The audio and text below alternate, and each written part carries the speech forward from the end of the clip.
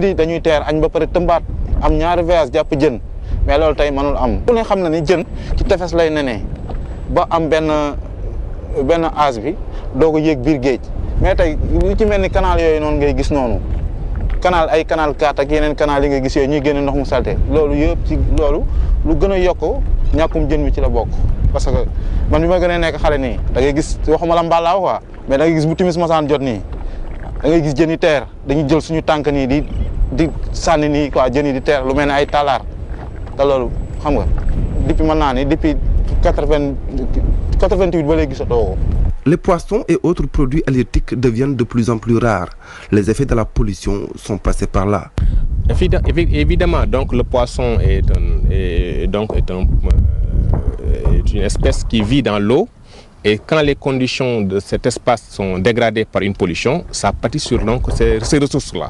Les rares cas qui nous sont signalés ou qui sont relevés lors des visites que nous faisons sur les navires qui touchent le port de Dakar et les autres ports du Sénégal font l'objet d'un suivi assez rigoureux.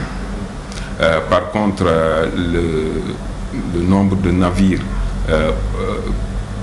objets ou auteurs de telles pollutions ne reflète pas peut-être la réalité qui se passe en mer.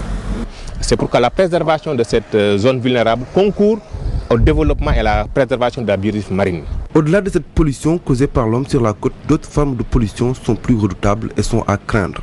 Les pollutions chimiques, biologiques, mais aussi celles causées par les hydrocarbures. La situation de la pollution, elle n'est pas très alarmante au Sénégal, parce que simplement nous avons peu de cas qui nous sont signalés aujourd'hui. Mais cela ne cache pas une potentielle pollution de nos eaux, parce que simplement nous sommes dans un milieu où il n'y a pas suffisamment d'informations précoces. Nos eaux sont mal surveillées aujourd'hui du fait de l'absence d'un dispositif de visualisation et de surveillance de la bande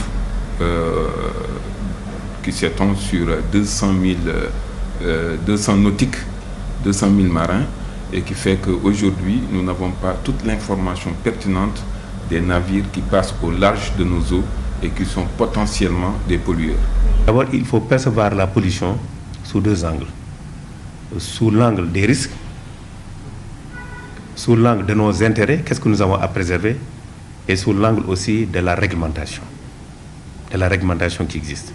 D'abord, sous l'angle de la réglementation. Nous avons le Code de la marine marchande, la loi portant le Code de la marine marchande, qui traite des aspects liés aux pollutions faites par les navires. Mais à côté de cette loi, nous avons aussi la loi de l'environnement, le Code de l'environnement, qui aussi traite un certain nombre d'aspects à ce niveau. Bon, nous avons, outre cela, des conventions maritimes internationales qui régissent les problèmes de pollution au niveau normatif international, dont la convention MARPOL. MARPOL, c'est l'une des conventions mères de l'OMI.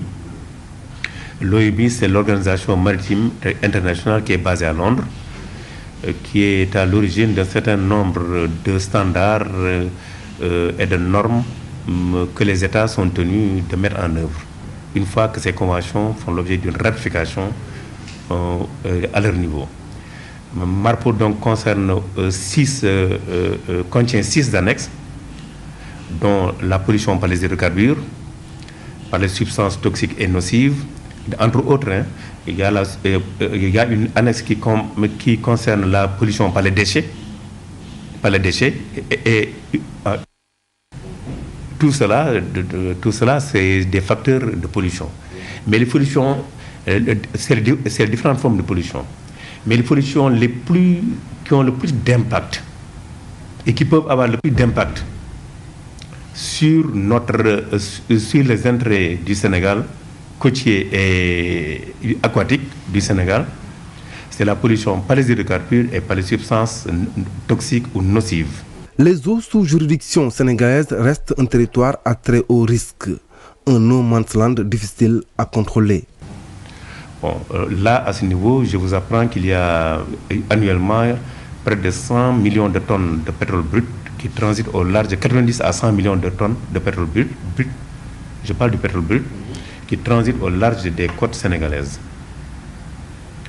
C'est un fleuve d'hydrocarbures qui doit faire l'objet d'une étroite surveillance. C'est la raison pour laquelle, parmi les missions fondamentales de l'ANAM, figure la surveillance de la circulation en mer et dans les fleuves dont je vous parlais tantôt. Et le contrôle des navires dangereux, pétroliers et autres navires dangereux transporteurs de substances toxiques ou nocives. Et nous avons déjà un projet dessus consistant à acquérir 4 vedettes garde-côtes et à mettre en place un système de télésurveillance. Nous sommes très avancés à ce niveau-là. Bon, donc ces facteurs de pollution peuvent avoir un impact considérable sur notre patrimoine halieutique national. Imaginez, et nous ne le souhaitons pas, croisons les doigts, qu'il y ait une pollution à ce niveau. Cela risque d'impacter pendant très longtemps ce sur quoi l'une des ressources sur lesquelles le Sénégal compte beaucoup en matière d'alimentation des populations et de devises à l'exportation et aussi de travail de nos industries halieutiques. Mais indépendamment de ça, nous avons aussi une pollution plus dangereuse peut-être que la pollution par les hydrocarbures, qui est visible. C'est la pollution par les substances toxiques et nocives. Là, ces substances peuvent causer un véritable problème de santé publique. Parce que si elles sont en mer, présentes en mer, les poissons, il y a la chaîne alimentaire qui est en vie. Le poisson également étant un des éléments de cette chaîne alimentaire, cela revient à une consommation humaine et cela peut créer d'énormes difficultés. Donc, mais cette forme de pollution, elle peut être moins visible, mais plus dangereuse. Plus dangereuse dans la mesure où il suffit qu'un navire qui transporte de tels déchets en mer regarde à gauche et à droite, ne voyant personne, lave ses cuves et hop, le produit est déjà dans le milieu aquatique. Et la chaîne commence à fonctionner. Raison pour laquelle vraiment nous mettons beaucoup d'espoir dans l'acquisition de ces vedettes garde-côtes et ainsi que dans la mise en place de systèmes de surveillance de la circulation en mer. Je voudrais citer à titre d'exemple l'affaire du Proba Koala. C'est l'une des... C'est une situation qui est possible. Ça s'est passé en Côte d'Ivoire, comme vous le savez. Vous connaissez les conséquences et ces conséquences sont toujours actuelles. Est-ce que cela peut survenir au Sénégal ou dans l'un des pays de la sous-région? Bien sûr, mais nous sommes vigilants. Public, parce que les poissons qui ingèrent ces produits hydrocarburés ou autres produits toxiques peuvent contaminer les populations qui consomment ces poissons. Et c'est également un élément assez important dont il faut prendre en considération pour arriver à gérer de manière globalement satisfaisante la pollution de nos mers. Comme tout pays à vocation maritime, les produits halieutiques jouent un rôle socio-économique considérable, une bonne source de devises. Au Sénégal, rien que la pêche génère 200 milliards de francs CFA, 30% des recettes totales d'exportation, 600 000 emplois, soit 15% de la population active. Prendre des mesures pour freiner la pollution, minime soit-elle, reste un gage de sécurité pour une santé publique et une économie durable.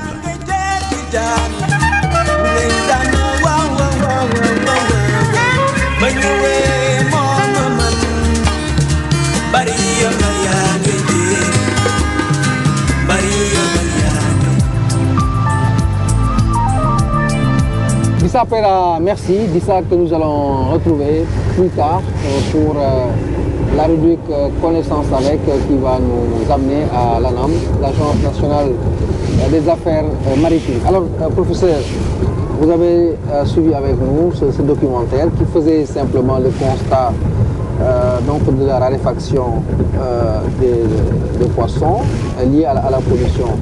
Alors, la première réaction du spécialiste, ce serait quoi?